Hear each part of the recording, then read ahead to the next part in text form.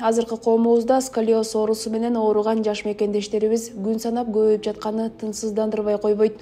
Үстүбүздөгү жылдын сентябрь айында биздин фонд Ош облусуна барып, сколиоз оорусу менен жабыркап келген 18 жаштагы Максатбек Кушпак уулунан кабар алып келген. Азыркы күнү Максатбекке кайрымдуу элдер колунан келген жардамын берип келүүдө. Бирок дагы деле керектелүүчү каражат чогулбагандыктан коомго жардам сурап кайрылышты.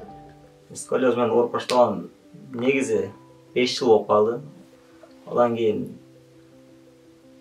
да убакыт өткөндөн ушул оң жактагы бөйрөгүм талып, ооруп, көп баса албай ошондо кыйналып калдым. Ошондой оорулар болуп сездим.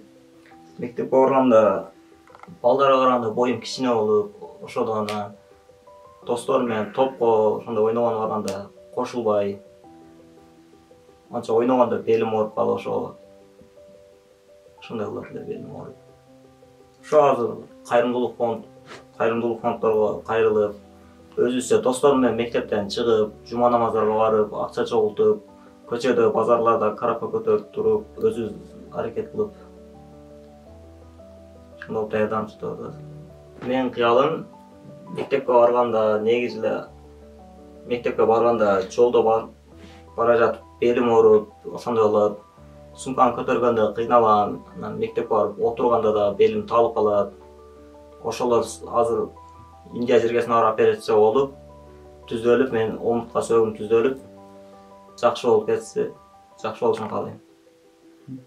Урматтуу кыргыз элим, мен азыр Индия жергесине операцияга бара жатканыма көп сумма акча сунушташты ал жактан. Ошого байланыштуу каражат жагынан жетишсиз болгондуктан сиздерге кайрылып жатам. Жардам колун сунуп, жардам беришиңиздерди суранып кетем.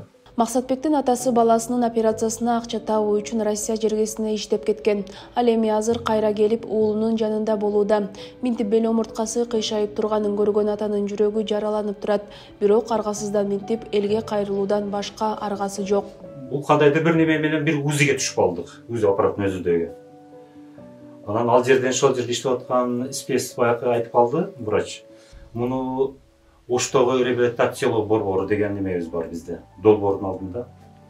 Ошол жака барсаңыздар, ошол жерде немеси бар, лечениясы бар, курс лечения деп калды анан. Ошолдон кийин, ошол жылдары 2015-жылдары да, 2015-жылдары. Кийин ошол 2015-жылдары ошол реабилитациялоо центр деп коет экен борбор. Ошол жерге кайрылдык врачтарга. Алар айтты, томографияга түшүрүп келиң деди. Анан ошол жерде областной немеде томографияга түшүрдүм.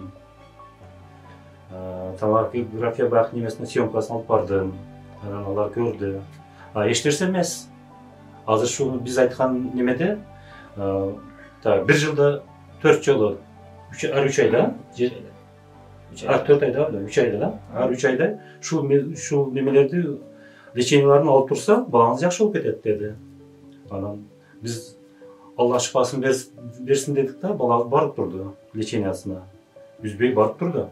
2018-жылга чейин. Алар томографияны берди, томографияны карап, өздөрү ЛФК, массаж, да баягы физиотерапия немелери бар экен, ушул сыяктуу немелер да. Шулар менен лечение алып келип атты балам. Анан результат неизвестен болуп калды, мындай жылыш билинбеди да. Көрсөтсөк врач айтып калды, мына эми караң деди, мына томография, азыр мына немени караң деди, арадан 3 жыл өткөн. Кыйлада осложнение мындай неме болгон да. Кичине неме болгон да мындай. Эми сиздер деди кечирип келип калыпсыздар да. Эми колдон келишинче аракет кылабыз, бирок ушул эле немеде кармалып турат деди. Баланы деди, мындай мурунку темпке жеткизип лечение кыла албайбыз деди. Ушул немеде кармап турабыз. Дагы неме болуп калса деди, дагы Бишкекке деди, немеге барып кайрылып келсеңиздер болот. Жана Жумабеков профессор. Анан майда макул болгон, анан ал жерден направление алдык дагы. 4-больница экен Бишкекке. Барып баланы көрсөттүм, баланы. Ал айтып алды, томографияны алып барганмын, өзүм дагы көрдү. Эми толку апеллировать надо деп калды, операция кылыш керек. Башка возможность жок деди. Эми азыр неме болсо, өзүңүздөр дагы чечишип, дагы кеп кеңешип көрөсүздөр деди, анан кайттык. кайтып келип анан баягы врач айтып калды. Эми жанагы сиздердин өзүңүздөр макулдугуңуздар керек. Эгерде операция неме кылатым десеңиздер, сиздер өзүңүздөр чечесиздер бул немени. Ата-энеси. Анан биз ал жакты, бул жакты караштырып көрдүк. Анан мындай диагноз менен операция болгондорду уккан эмеспиз да. Иш жерде мындай өзүбүздө ояк бияктан неме мындай немени укпадык. Анан эми майли ушул немеде болсо ham ишин ала берсин деп өзү макул болду. Анан бала ушул жерде 2 жыл ишин алды, 3 жыл болуп калды почти. 3 жылга быйыл немеге чейин да ишин алып. Ошондо өтө катуу неме болуп калдык мындай өзүбүздө. Мындай оор неме болду да. Эми бул операция оор ал жерде через омуртка сөөктөр аркылуу клетка тамчылар өтсө бул операция тяжелый болот да, оор деп. Эми була мен азыр билет мындай ачыгын айтып атам да эми. Анан өзү ошондой ойлонуп анан кой. Анан өзүчө ойлонуп, өзүдү басып ушундай жүрүп калдык да эми. Ушунчалыгына ham шүгүр. Алла Таала Кудайым шифасын берсин деп. Ассаламу алейкум, урматтуу кадырман кыргыз элим. Ушу менин уулум Максатбек ден соолугуна байланыштуу Индия жергесине операцияга барып келүүгө каражат жагынан муктаж болуп турабыз. Урматтуу кадырман кыргыз элим. Кайдыгер карабастан ушу баламдын ден соолугу жакшы болуп кетсин. Аз да болсо өзүңүздөрдүн салымыңыздарды кошуңуздар. Жардамыңыздарга муктажбыз. Бул дагы балам келечекте мына орто мектепти бүтүрүп, жогорку окуу жайына тапшырып, жакшы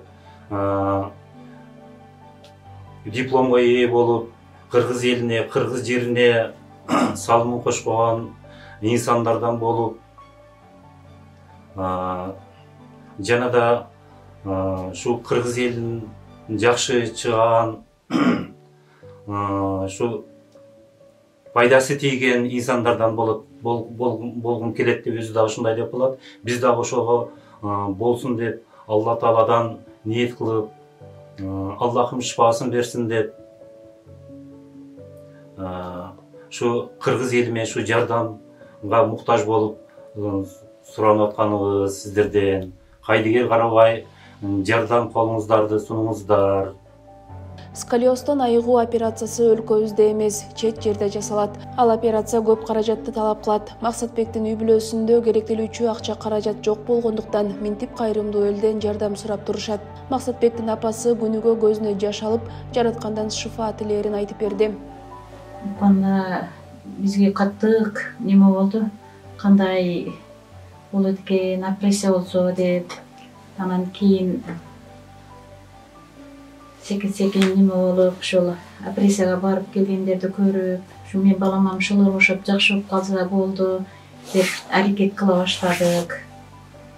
Кудайым Алла шифасын берип жакшы болуп калсын деп аракет кылып атабыз. Бул кайрымдуу элимден суранам. Ушу кайрымдуу элим, ушу мен балама жардам кылып кичине кол сунуп коюңуздар. Индия шаарына ушул операцияга көп сумма акча менен барган атат.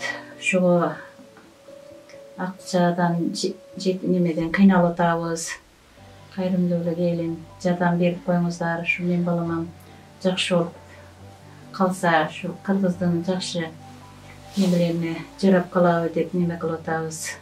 Кыргыз элим, рахмат, ушунчолук мен балама салышып атты. Рахмат силерге, Алла ыраазы болсун, ден соолугуңар чың болсун, оорубагыла. Рахмат, ушунчалык болсунуп жардам бердиңер. Ушул көп сумма болгон үчүн сал кыйналып турабыз. Максатбек азыр 18 жаш куракта. Булаты жаман оорусу күн санап күчөп, дем алуудан кыйналып келет. Бел омурткасын түздөтүп, эл катарына кошулууга кайрымдуу элден жардам керек болуп турган кези. Ошол себептен Кайдыгер карабай колубуздан келген жардамыбызды берүүгө чакырык кылабыз.